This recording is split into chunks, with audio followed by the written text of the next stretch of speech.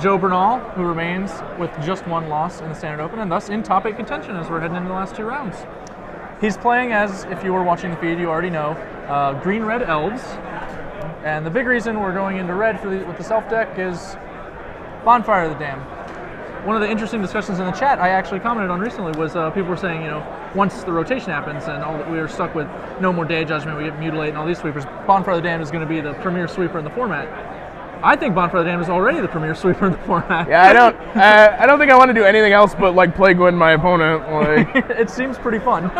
Or unfun, depending on which side of the table you're sitting on. So I know you said one of the incentives to this deck was you felt like people were doing a lot of bonfires to each other. Yeah. And if you're a person with bonfire, obviously you're just on an even keel and that kind of thing. Well, a lot of the I was playing a green-white build with Gavany Townships, and it was good. Like it did a lot of awesome stuff. But I would just get bonfired and feel like really frustrated. Like and like if your opponent goes like turn 1 mana dude, like Copperline Gorge mana guy go.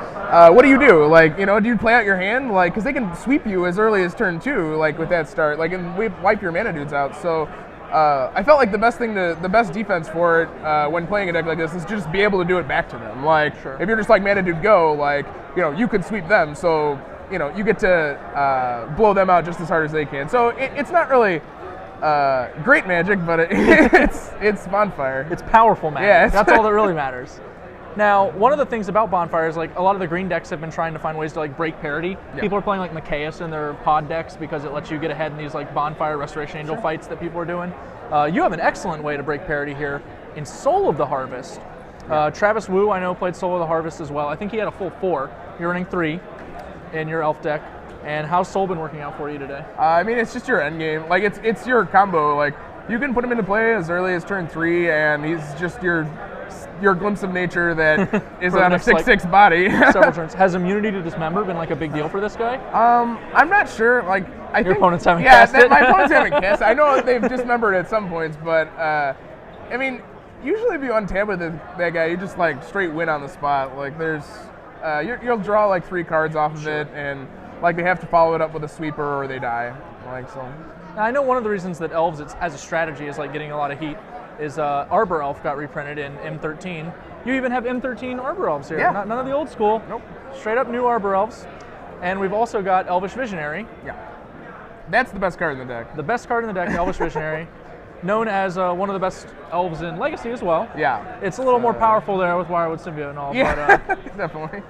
So what does Elvish Visionary enable really for this deck that's different well, it from just others? like puts an elf out there without like overcommitting. Like for like Elvish Archdruid and Azuri to be good, you have to have like a critical mass of elves on the table. Sure. So Elvish Visionary definitely pulls its weight. Like just cantripping, replacing itself. Like if they sweep her, like I had a guy Day of Judgment in 3 of my Elvish Visionaries because like they were just beating him down, and he's like, all right, Day of Judgment, and it was pretty awesome. So. Sure. So have you had the frustrating moment where you Elvish Visionary into a bonfire today? Huh?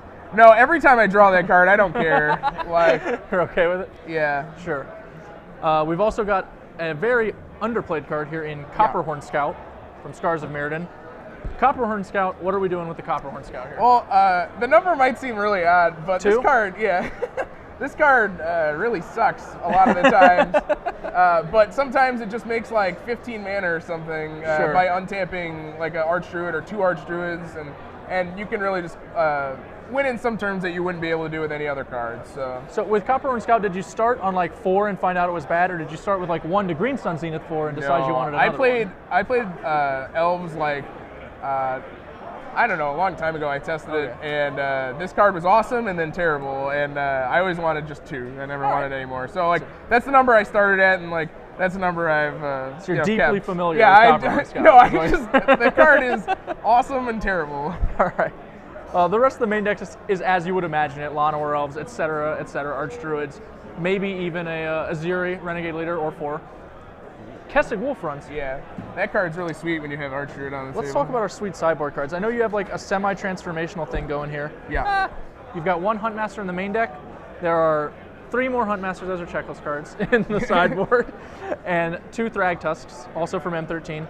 So what do you do with these guys? You kind of just move into being a semi-green red aggro deck, Yeah. or with elves instead of like Stranglers. There's and whatnot? also some three Sword of War and piece on the board, and it just lets you turn into like a red-green aggro deck versus the decks like a lot of people like board in like if they have like sweepers, like some of the mid-range decks will board in a couple Day of Judgments, and they'll keep hands that just have like a ton of removal in it, and then you just like play these token maker guys, and they just beat them down with like really bad creatures, and they just die. Like, they just slowly make bad trades until they die to a wolf run. They can't. Yeah, you just have a wolf run, and then eventually you'll play a sword.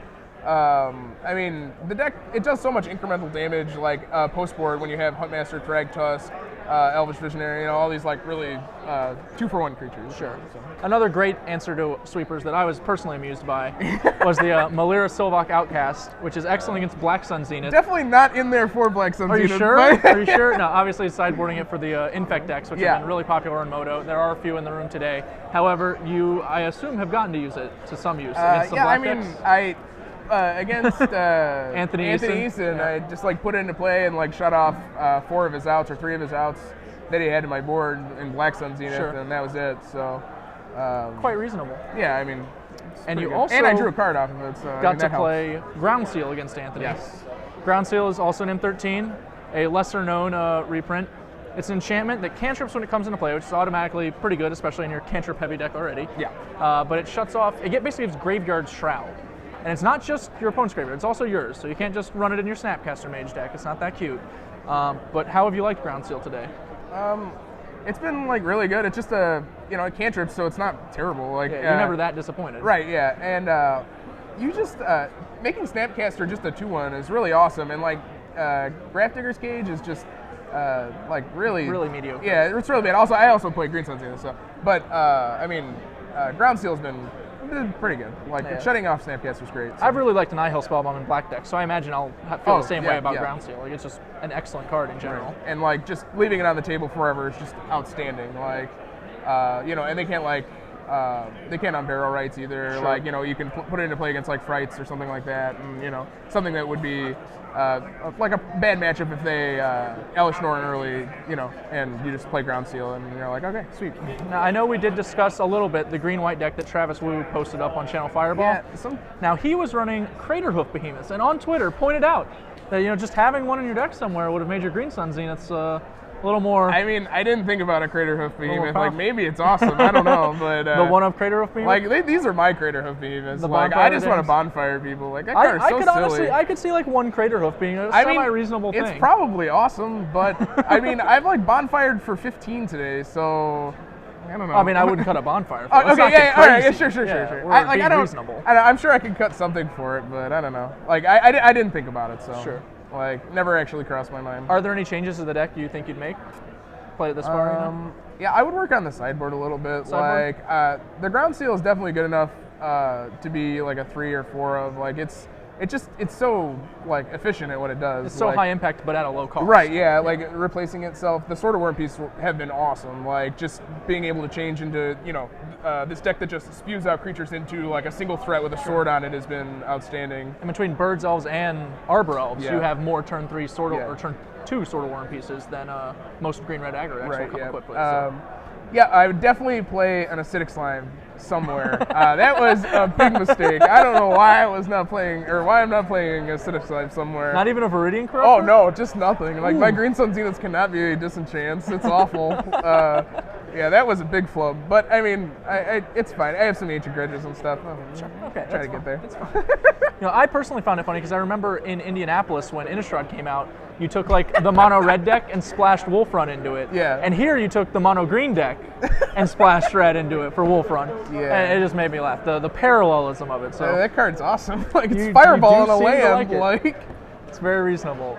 We're gonna take a short break before we go into round 8, right? Yeah, round 8 of the Standard Open. All right. Joe Bernal's on X1. Good luck to him, and we'll see you guys in a little bit. SCG Live is brought to you by StarCityGames.com, where you can now order Magic Core Set 2013 boxes, cases, fat packs, singles, and more. With great prices, excellent customer service, and the world's largest Magic the Gathering singles inventory, StarCityGames.com is your one-stop shop for all your Magic the Gathering needs. Visit us on the web today at www.starcitygames.com and order Magic Core Set 2013 today.